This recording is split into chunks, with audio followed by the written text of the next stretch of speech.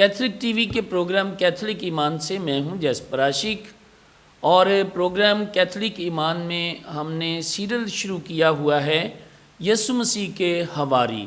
तो इसमें आज मेरे साथ मौजूद हैं मुबश्शिर इंजील जवेद जोसेफ साहब और उनके साथ हैं मुबश्शिर इंजील इमरान साबर साहब। तो आज जिस रसूल की, जिस शागिर्द की हम बात करेंगे वो हैं मुक़द्दस यूहन्ना रसूल। और यूहन्ना रसूल शागिर्दों में एक मुनफरद मकाम रखते हैं, क्योंकि इनके बारे में बाइबल मुक़द्दस में लिखा है कि खुदावंद यीशु अल मसीह इनको सब शागिर्दों में से अजीज़ रखते थे।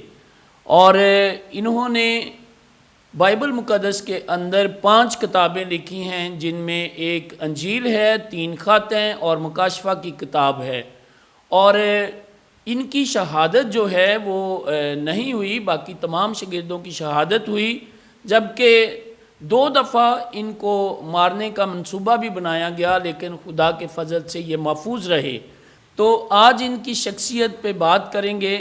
तो मैं बाबू जवेद जोसेफ साहब से पूछूंगा कि मुक़द्दस यूहन्ना रसूल की शख्सियत जो थी वो कैसी थी। जी जैस्पर साहब, आज जिस रसूल के बारे में हम बात करेंगे वो वाकई खुदा यीशु मसीह का बहुत प्यारा शागिर्द है, और मैं ये समझता हूँ कि उम्र में भी वो सबसे छोटा है। यूहन्ना अरामी नाम है, जिसका मतलब होता है खुदा मेहरबान है। तो यहूदी लोग जो थे, जब वो बहुत ज़्यादा खुदावंद के शुक्रगुज़ार होते या उसकी इस नेमत के लिए कि खुदा उन पर मेहरबान हुआ है, खुदा का शुक्र अदा करते, तो वो अपने बच्चे का नाम यूहन्ना रखते थे। यूहन्ना जो है वो याकूब रसूल का भाई है, जिस पर हमने पहले बात की है। ये उसका छोटा भाई है, जब्दी और सलोमी का बेटा। और जब्दी जो है ये एक माहीगीर है, और अच्छे दर्जे का माहीगीर है, जिसने अपने नौकर चाकर जो हैं वो भी रखे हुए हैं। और इस लिहाज से यूहन्ना और याकूब जो हैं ये भी अपने बाप के पेशे में उसके साथ साथ हैं।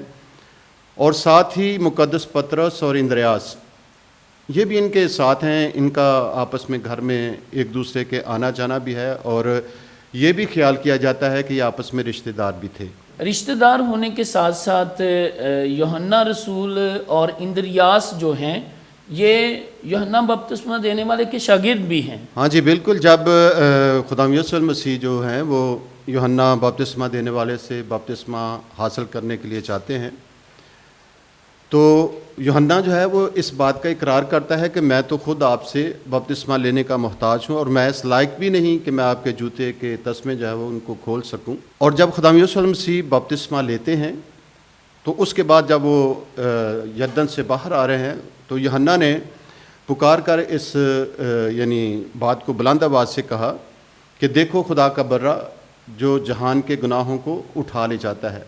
और यही वो वक्त था जब इंद्रियास और यूहन्ना जो हैं वो खुदा यीशु की पैरवी में चले गए, उसके पीछे पीछे हो लिए। और इस बुलाहट को मैं ये समझता हूँ कि वो कबूल करते हैं और खुदा यीशु मसीह की पैरवी करते हैं और उसके पीछे चलते हैं। और जब जब्दी और उसके नौकर चाकर और यूहन्ना और याकूब जो हैं वो एक जगह इकट्ठे हैं, जाल की मरम्मत कर रहे हैं, तो वो वक्त था जब खुदा यीशु मसीह ने यूहन्ना और याकूब दोनों को दावत दी कि आप हमारे पीछे आएँ। तो वो दोनों सब कुछ छोड़कर खुदा यीशु की पैरवी करने लगे, उसके पीछे हो लिए। और जब हम कलाम मुक़द्दस में पढ़ते हैं या रवायतों की किताबों में पढ़ते हैं, तो हमें पता चलता है कि ये लोग जो हैं, दोनों भाई जो हैं, इनकी जोड़ी बड़ी मिसाली है। याकूब और यूहन्ना हमेशा इकट्ठे हैं, और ये बाद में अपने कारोबार की तरफ नहीं गए, बल्कि सिर्फ खुदा यीशु मसीह की पैरवी की है और उसके पीछे चले हैं। और इसके साथ ही हम देखते हैं कि ये 2 वो शागिर्द हैं जो पतरस और इंद्रियास की यानी ग्रुप के साथ हैं, लेकिन इंद्रियास इनमें से थोड़ा पीछे रह गया। पतरस, याकूब और यूहन्ना जो हैं ये हमेशा खुदा यीशु मसीह के साथ साथ हैं। और ये दोनों भाई जो हैं ये बुलंद ख्वाहिशात रखने वाले लोग हैं, क्योंकि मालदार लोग हैं, इनकी आरज़ू और ख्वाहिशें जो हैं वो भी बुलंद हैं।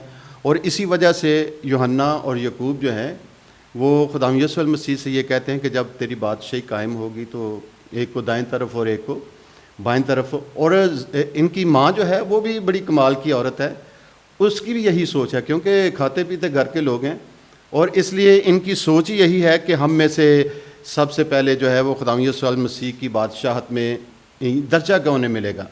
تو یہ واضح طور پر ان کی ماں کی بھی یہ سوچ ہے اور ان دونوں کی بھی یہ سوچ ہے. اور اس کے ساتھ ہی میں یہ سمجھتا ہوں کہ مقدس یوحنا جو ہیں, ان کی شخصیت میں, دونوں بھائیوں کی شخصیت میں یہ تھا کہ یہ غصہ کرنے والے بھی ہیں, غصیلے ہیں, اور جلد باز بھی ہیں, انتہا پسند بھی ہیں. اور اسی وجہ سے خداوند یسوع المسیح نے انہیں ایک نام دیا تھا پسرانے تند, کہ یہ بہت جلدی کرتے ہیں. اور اگر خداوند یسوع المسیح کسی شاگرد پہ سب سے زیادہ اعتماد کر رہے ہیں تو وہ مقدس یوحنا ہے, اور مقدس یوحنا سے بہت زیادہ پیار بھی کرتے ہیں. اور اس کی مثال جو ہے ہم آخری کھانے پہ دیکھتے ہیں کہ یہودی لوگوں میں یہ رواج تھا کہ وہ ہمیشہ بائیں ٹیک لگا کے پاؤں جو اپنے پیچھے کو کر کے گو تکیے کے سہارے بیٹھتے ہیں, اور ساتھ ہی وہ جو ان کو زیادہ پیار کرتا ہے وہ اپنے دائیں طرف انہیں بٹھاتے ہیں. تو جب ہم آخری کھانے کی تصویر دیکھتے ہیں تو مقدس یوحنا جو ہے وہ ہمیشہ خداوند یسوع کے دل کے آگے جھکے ہوئے ہیں, جو یہ تصویر ظاہر کرتی ہے کہ خداوند یسوع المسیح یوحنا سے بہت زیادہ پیار کرتے تھے. اور اس کے علاوہ ہم دیکھتے ہیں جب مقدسہ مریم جب صلیب کے نیچے ہے تو کسی اور شاگرد کو مقدسہ مریم کو سپرد نہیں کیا, بلکہ خداوند یسوع جب مقدسہ مریم سے مخاطب ہوتے ہیں اور کہتے ہیں کہ اے عورت دیکھ تیرا بیٹا, اور پھر یہ شاگرد سے کہا, کیونکہ یوحنا کی انجیل میں یہ واقعہ ہے, یوحنا اپنا نام نہیں لکھتا, تو پھر شاگرد کا وہ لکھتا ہے کہ پھر شاگرد سے کہا کہ دیکھ تیری ماں.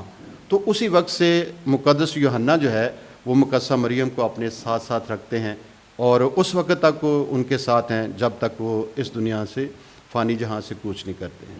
جی بابو جی, کیونکہ یہ دیکھیں سب سے چھوٹا شاگرد تھا اور سب سے زیادہ لمبی عمر بھی پائی لمبی اس نے. عمر, ہاں جی. تو بابو جی ظاہری بات ہے اگر اتنی لمبی عمر پائی ہے تو ان کی خدمت بھی زیادہ ہے, تو کیا کہیں گے مقدس یوحنا رسول کی خدمات کے بارے میں؟ جب ہم مقدس یوحنا رسول کی خدمات کی بات کرتے ہیں تو کلام مقدس اور روایات, یہ دونوں چیزیں ہمیں اس پاک شخصیت کے بارے میں بہت بڑی خدمات ہمارے سامنے اس کا نقشہ دکھاتی ہیں. سو میں بات کرنا چاہوں گا مقدس یوحنا جو اپنی شخصیت کے اعتبار سے جلد باز بھی, تند مزاج بھی, اور یسوع مسیح کے پیارے شاگرد بھی ہیں. تو اگر ہم ان کی خدمات کے بارے میں دیکھیں تو یوحنا اصطباغی سے تعلیم حاصل کرنے کے بعد جب یہ یسوع کے ساتھ چلنا شروع ہوئے ہیں تو شروع میں ان کا رویہ واقعی جذباتی بھی ہے. وہ سامریوں کے لیے آسمان سے آگ نازل کروانا چاہتے ہیں. پھر ہم دیکھتے ہیں یہی وہ شاگرد ہیں جو یسوع مسیح کو آ کر گلہ کرتے ہیں کہ ایک کو جس کو ہم نہیں جانتے وہ ہم میں سے نہیں ہے, اس کو ہم نے تیرے نام سے بدروہیں نکالتے دیکھا ہے اور ہم نے اسے منع کیا ہے. سو خداوند یسوع مسیح نے یہاں پر بھی ان کی تربیت کی. پھر ان کا جذباتی رویہ ہم دیکھتے ہیں کہ یہی ہیں وہ یوحنا رسول جو خاص طور پہ اپنے رتبے کے حوالے سے چونکہ با اختیار بھی ہیں, ایک دولت مند باپ کے بیٹے ہیں, اور ان کے اندر تھوڑا سا بڑا ہونے کا یا بڑا مرتبہ حاصل کرنے کی سوچ بھی پائی جاتی ہے کہ ہم میں سے ایک تیرے دائیں بیٹھے ایک تیرے بائیں بیٹھے. لیکن ہم دیکھتے ہیں کہ جس طرح یہ خداوند یسوع مسیح کے ساتھ خدمت میں گہرے ہوتے جاتے ہیں تو ان کے نظریات بھی تبدیل ہوتے ہیں, ان کی سوچ, ان کا تخیل, ان کی خدمات اور ان کی پھر جو نیچر ہے وہ بھی بدلتی ہے. اور پھر ہم دیکھتے ہیں کہ اسی رسول کو پھر محبت کا رسول بھی لقب کے طور پر دیا گیا ہے. تو میں ان کی خدمات کے حوالے سے خاص باتیں ضرور کرنا چاہوں گا. خداوند یسوع مسیح یعقوب رسول, مقدس پطرس کی طرح مقدس یوحنا کو بھی اپنی زندگی کے ہر اہم واقعات میں ساتھ انہوں نے رکھا ہے.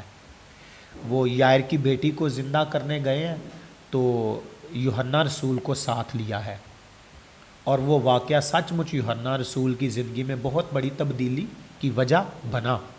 خداوند یسوع مسیح کی تبدیلی صورت دوسرا واقعہ ہے جو خداوند یسوع مسیح کی قدرت الہی طاقت کو سمجھنے میں حضرت یوحنا رسول کی رہنمائی کرتا ہے کہ وہ جان سکے کہ میرا استاد کس الوہیت اور کس طاقت کا مالک ہے۔ پھر یوحنا رسول کی اگر ہم زندگی کو دیکھیں تو یہ خداوند یسوع مسیح کی گرفتاری کے دن باغ گتسمنی میں وہاں پر موجود ہے۔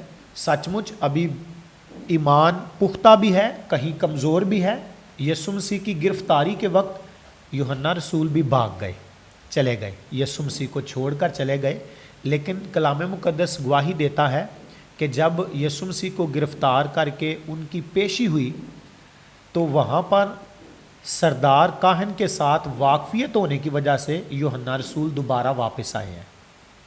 نہ صرف خود واپس آئے ہیں بلکہ اپنے تعلق کی وجہ سے، با اختیار اور مقبولیت اور شہرت کی وجہ سے مقدس پطرس کو بھی یہ ساتھ لے کر آئے ہیں۔ انہی نے اجازت دلوائی کہ مقدس پطرس بھی یسوع مسیح کی پیشی کے وقت سردار کاہن کے اس احاطے تک جائے اور یسوع مسیح کی پیشی کو سن سکیں۔ یعنی خوف بھی ہے، گرفتاری کے وقت بھاگ بھی گئے ہیں لیکن پیچھے بھی آئے ہیں، یہاں تک کہ نہ صرف پیشی کے وقت بلکہ مصلوبیت کے وقت صلیب کے نیچے بھی کھڑے رہے ہیں۔ نہ صرف کھڑے رہے ہیں بلکہ خداوند یسوع مسیح نے اپنی والدہ کو، مقدسہ ماں مریم کو، یہی وہ رسول ہے جو بات کرنا چاہوں گا جس پر یسوع مسیح کا اعتبار اور بھروسہ بھی ہمیں نظر آتا ہے کہ وہ اپنی بزرگ ماں کو، جنہیں وہ پیار کرتے ہیں، جن سے انہوں نے بدن اور خون حاصل کیا ہے، وہ اپنی مقدسہ ماں کو اسی شاگرد کے حوالے کرتے ہیں۔ اور مقدس یوحنا، یہ ان کی خدمت کا ایک بہت بڑا پہلو ہے کہ انہوں نے مقدسہ ماں مریم کو اپنی ماں قبول کیا اور وفاداری کے ساتھ ان کی خدمت کرتے رہے جب تک وہ خالق حقیقی میں سو نہیں گئے۔ وہ بڑی وفاداری کے ساتھ اپنی خدمات میں ساتھ ساتھ انہیں رکھا، ان کی تیمارداری، ان کی خدمت بھی کی، اور ہر طرح سے میں ان کی خدمات کے حوالے سے خاص بات کرنا چاہوں گا۔ مقدس یوحنا کی خدمات ہمیں نظر آتی ہیں مقدس پطرس کے ساتھ ساتھ۔ مقدس یوحنا نے ایک بار مقدس پطرس کے ساتھ مل کر ایک جنم کے لنگڑے کو شفا دی، جو ماں کے بطن سے ایسے پیدا ہوا تھا، انہیں شفا دی۔ اور نہ صرف یہ بلکہ ان کے ہاتھ رکھنے سے لوگوں نے روح القدس پایا۔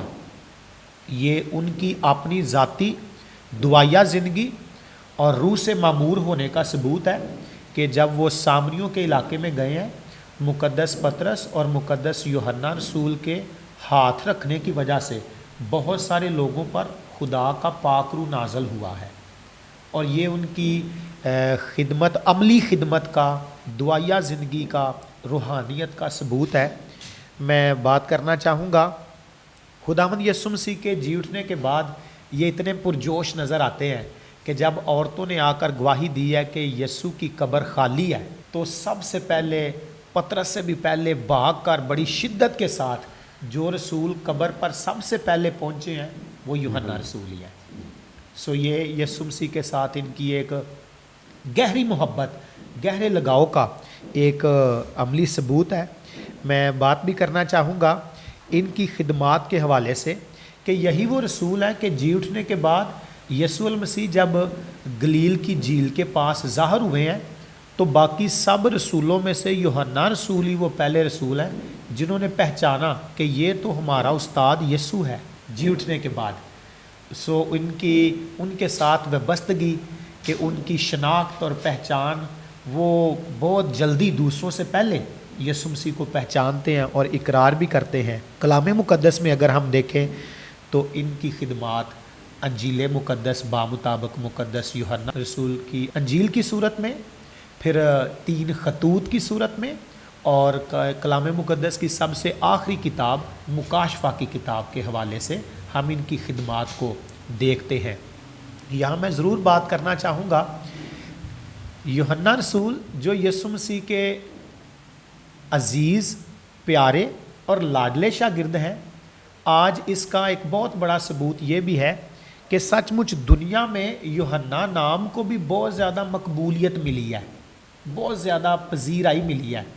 نہ یہ میں سمجھتا ہوں یہ کہنا بجا ہوگا، نہ یہ صرف یسوع مسیح کے ہر دل عزیز ہے، بلکہ یہ آج بھی مسیحیوں کے ہر دل عزیز ہے۔ اور ایک اندازے کے مطابق صرف امریکہ میں 65 لاکھ کے قریب لوگ ایسے موجود ہیں جن کا نام یوحنا ہے۔ اور اگر ہم دیکھیں، یہ تو صرف امریکہ کی بات ہے، اگر ہم پوری دنیا کے کرسچنز لوگوں میں سے اس تعداد کو دیکھیں تو مسیحت میں ان کا نام، ان کی خدمات، ان کا کردار آج بھی ایک روشن ستارے کی طرح ہے۔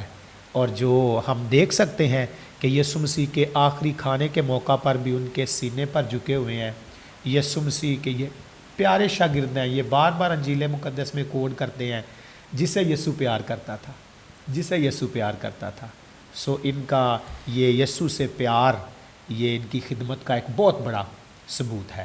جی بابو جی، بہت خوبصورتی سے آپ نے مقدس یوحنا رسول کی خدمات کے بارے میں بتایا ہے، کیونکہ یہ ان کی خدمات بائبل کے اندر درج ہیں اور ہم سب جانتے ہیں ان خدمات کو۔ تو بابو جی، میں آپ سے پوچھنا چاہوں گا کہ یوحنا رسول کی جو مشنری اور رسالتی خدمات ہیں وہ کون کون سی ہیں؟ خدا یسوع کے اعتماد کو یوحنا نے ٹھوکر نہیں لگنے دی۔ وہ بات جو صلیب پر خدا یسوع نے یوحنا سے کہی اور اپنی ماں کو یوحنا کے سپرد کیا، تو یوحنا مقدسہ مریم کو اپنے ساتھ ساتھ لے کر چلتا رہا، اس کی خدمت کرتا رہا اور فرما بردار فرزند کی طرح وہ ہمیشہ اس کے ساتھ رہا ہے۔ اور یروشلم سے جب انہوں نے اپنا سفر کیا ہے شروع، تو وہ افسس کی طرف گئے ہیں۔ افسس بے شک آج اس کا یعنی نام و نشان نہیں ہے، لیکن موجودہ ترکی جو ہے اس کا ہی ایک حصہ تھا۔ تو یوحنا جو ہے وہ ساتھ ساتھ خدا یسوع المسیح کے جی اٹھنے کا پرچار بھی کرتے ہیں، منادی بھی کرتے ہیں، اور ساتھ ساتھ وہ مقدسہ مریم کی فرما برداری میں بھی ہیں۔ اچھے فرزند کی طرح وہ انہیں اپنے ساتھ ساتھ رکھے ہوئے ہیں۔ اور مقدسہ مریم جب افسس میں ہی وفات پاتی ہیں، تو وہاں انہوں نے مقدسہ مریم کو جب وفات پائی، تو ہمارے ایمان کے مطابق روایات جو ہیں وہ یہ ہے کہ مقدسہ مریم مرنے کے بعد بدن سمیت جو ہے وہ آسمان پر اٹھائی گئیں۔ تو ان کی یاد میں افسس میں جو موجودہ یعنی ترکی ہے، وہاں ایک چرچ بھی بنایا گیا ہے جہاں یہ لکھا ہوا ہے کہ مقدسہ مریم یسوع کی ماں، یہ گرجے کا نام ہے، چرچ مقدسہ مریم یسوع کی ماں۔ تو اس طرح سے ہم دیکھتے ہیں کہ مقدسہ مریم کی یادیں جو ہیں وہ ترکی میں موجود ہیں۔ اور جب وہ وہاں سے مقدسہ مریم جب آسمان پر اٹھائی جاتی ہیں، تو پھر وہ اپنا سفر جو ہے افسس سے آگے روم کی طرف کرتے ہیں، اور روم میں جا کر انہوں نے بہت زیادہ منادی کی ہے، خدا یسوع کے جی اٹھنے کا پرچار کیا ہے اور تبلیغ کی ہے، اور لوگوں کو خدا یسوع کے طرف لے کر آئے ہیں۔ لیکن وہاں مخالفت بھی بہت زیادہ ہوئی ہے، اور یہ بتایا جاتا ہے، روایت ہے کہ انہیں تاپتے ہوئے تیل کے کڑاہ میں پھینکا گیا، لیکن تاپتا تیل کا کڑاہ جو ہے وہ بھی ان کا کچھ نہ بگاڑ سکا، بلکہ جب تیل کے کڑاہ میں پھینکا گیا تو یوحنا جو ہے پہلے سے بھی تازہ دم ہو کر باہر نکلے، اور وہ جتنے لوگ وہاں موجود تھے سب حیران تھے کہ یہ کس طرح کا شخص ہے، کس شخص کو ماننے والا ہے، کیونکہ وہ تو سارے بت پرست ہیں اور ان کے دیوتا ہیں، اور وہ یہ سمجھتے ہیں کہ یہ کیسا شخص ہے اور جس شخص کے ماننے والا ہے وہ کتنا بڑا ہے۔ اور اس کے بعد ہم دیکھتے ہیں کہ اس واقعہ کے بعد پھر خدا یسوع کا پرچار انہوں نے شروع کر دیا، اور بعد میں ایک انہیں راہب ملتا ہے، اور اس نے کیا کیا کہ میں زہر ملا کر اسے مارنا چاہا اور اسے دیا کہ تم اسے پیو، لیکن یوحنا جو ہے اس نے کیا کیا کہ اس پیالے پر صلیب کا نشان بنایا۔ تو روایت ہے کہ شیطان جو ہے وہ سانپ کی صورت میں وہ اچھلا اور باہر نکلا، اور یوحنا نے وہ پیالہ بخوشی پی لیا، اور کوئی اس کا یعنی کچھ نہیں ہوا، بگاڑ نہیں سکا کوئی بھی۔ اور ان باتوں کو دیکھ کر وہاں کے لوگ اور وہاں کے حکمران جو ہیں وہ بھی بہت حیران تھے۔ انہوں نے اور کوئی مزید سزا نہیں دی، بلکہ مقدس یوحنا کو انہوں نے پتمس کے جزیرے میں وہاں بھیج دیا۔ تو پتمس کا جزیرہ جو ہے یہ بحیرہ روم سے ایک چھوٹا سا جزیرہ ہے، بحر اخضر یہ وہاں جو ہے تقریباً میرا خیال ہے ان کو قید کے طور پر قید، ہاں، جلاوطن کیا گیا، اور قید کے طور پر، کیونکہ انہوں نے کچھ نہیں کہا ابھی، اب قید کے طور پر انہیں وہاں بھیج دیا، اور پتمس کے جزیرے پہ ہی وہ سارا مکاشفہ انداز جو ہے وہ انہیں وہاں ملتا ہے، اور مکاشفہ کی کتاب کو مکمل کرتے ہیں۔ اور یہ پتمس کا جزیرہ جو ہے یہ تقریباً افسس سے 100 کلومیٹر جنوب کی جانب ہے۔ تو وہاں سے جب انہوں نے یہ کتاب مکمل کی ہے اور بڑھاپا آ گیا ہے، ضعیف العمری ہے، یہ پھر واپس افسس کی طرف آ گئے ہیں، اور وہاں آ کر انہوں نے اپنی زندگی جو ہے اس کو جاری رکھا ہے۔ اور روایت ہے کہ یہ اتنے بزرگ ہو گئے تھے کہ ان کی قوت گویائی جو ہے یہ بھی بالکل ختم ہو گئی تھی۔ تو اس طرح سے یہ طبعی موت مرے، ان کو یعنی قتل نہیں کیا گیا، شہید نہیں کیا گیا۔ یہ پہلے شاگرد ہیں، باقی سب جو ہیں وہ سب کے سب شہید ہوئے ہیں، لیکن مقدس یوحنا جو ہیں یہ طبعی موت مرے ہیں، اور تقریباً 100 سال 100 سے سال، ہاں جی، 100 سال کے قریب۔ اور کلیسیا انہیں جو نشان دیتی ہے وہ سانپ اور پیالے کا ہے، اور 27 دسمبر کو کلیسیا اس کی عید مناتی ہے۔ جی بابو جی، بڑی خوبصورتی سے اور بڑی تفصیل کے ساتھ آپ نے مقدس یوحنا رسول کے بارے میں بتایا ہے۔ بلکہ ہم اگر یوحنا رسول کی انجیل کا مطالعہ کریں تو یہ وہ رسول ہے جو خداوند یسوع المسیح کو یہ ثابت کرنے کی کوشش کرتا ہے کہ یہی حقیقی خدا ہے۔ بالکل۔ اور تقریباً 7 دفعہ جو وہاں پہ ایسی آیات موجود ہیں جو پرانے عہد نامے میں ہم پڑھتے ہیں، میں جو ہوں سو ہوں، ایسی آیات کہ زندگی کی روٹی میں ہوں، زندگی کا نور میں ہوں، دروازہ میں زندگی کا پانی میں ہوں، دروازہ میں ہوں، اور ایسی 7 چیزیں ہیں جو مقدس یوحنا رسول نے یسوع مسیح کے بارے میں کہی ہیں۔ جی بابو جی، ہم عام زندگی میں مقدس یوحنا رسول کی زندگی سے کیا سبق حاصل کرتے ہیں، کیا سیکھتے ہیں؟ میں سمجھتا ہوں مقدس یوحنا رسول کی زندگی پر غور کرتے ہوئے ہمیں ان کی شخصیت سے ایک بڑا خوبصورت پیغام ملتا ہے جو مسیحت کی شناخت بن گیا۔ یہ بہت بڑا لفظ میں استعمال کر رہا ہوں۔ مقدس یوحنا رسول کی زندگی سے ہمیں وہ سبق ملتا ہے جو مسیحت کی شناخت بن گیا، اور وہ سبق ہے محبت کا۔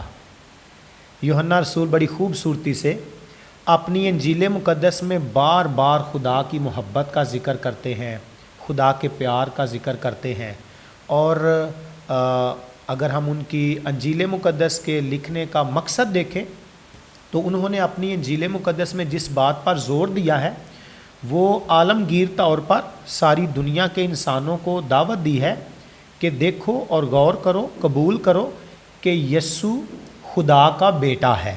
سو انہوں نے اپنی انجیل مقدس کا جو مقصد ہے لکھنے کا وہ یہ ہے کہ وہ لوگوں کو بتا سکیں کہ یسوع خدا کا بیٹا ہے، وہ خدا سے مجسم ہوا ہے۔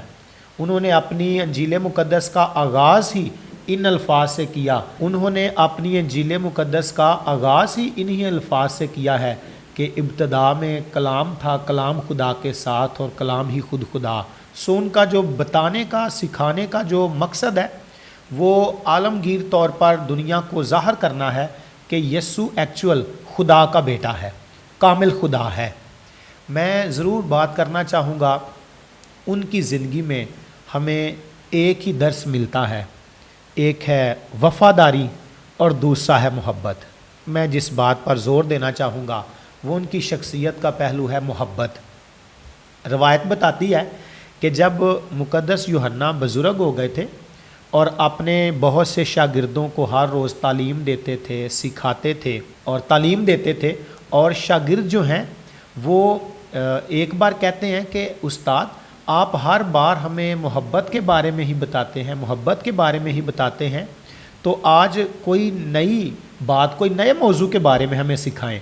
تو مقدس یوحنا انہیں کہتے ہیں آج میں آپ کو ایک نئے موضوع کے بارے میں بتاؤں گا، اور جب بتانا شروع کیا، سکھانا شروع کیا، تو پھر محبت کے بارے میں سکھاتے جا رہے ہیں۔ تو روایت بتاتی ہے کہ وہ اس حد تک اپنے اندر درد کو محسوس کرتے کرتے وہ کہتے ہیں کہ مجھے خدا کی ذات کے بارے میں بتاتے ہوئے محبت سے بڑھ کر کچھ اور لفظ ملتے ہی نہیں. میرے نزدیک خدا صرف محبت ہی ہے.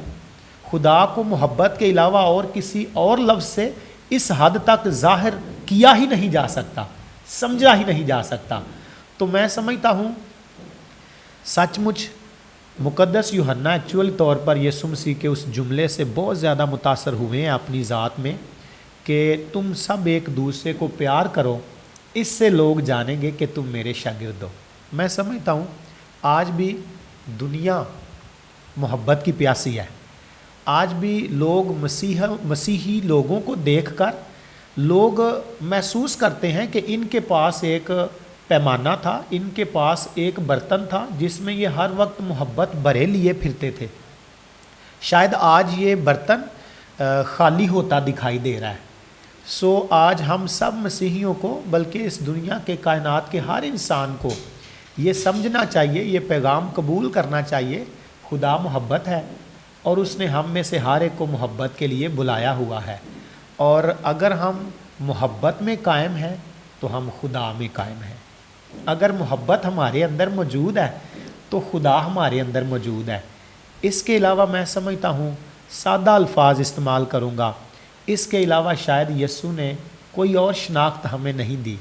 اگر کوئی پہچان, کوئی پیمانہ شناخت دی ہے یسوع مسیح نے کہ جس سے لوگ پہچانیں, غیر پہچانے کہ یہ کون ہے, تو وہ صرف ایک ہی ہے, ایک دوسرے کو پیار کرو, اسی سے لوگ جانیں گے کہ تم میرے شاگرد ہو.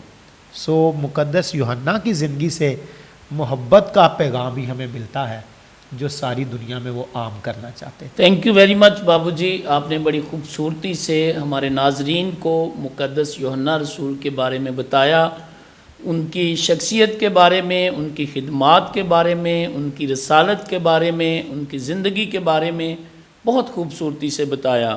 جی ناظرین, جیسا کہ ہم نے سنا مقدس یوحنا رسول ایک تند مزاج شخص تھے جو بعد میں محبت کے پیکر بن گئے, اور آج ہمیں بھی ضرورت ہے کہ ہم بھی اگر مسیح میں قائم رہنا چاہتے ہیں, مسیح کے ساتھ چلنا چاہتے ہیں, تو اپنی زندگیوں کو مسیحی تعلیم کے مطابق گزارنا سیکھیں. Thank you very much.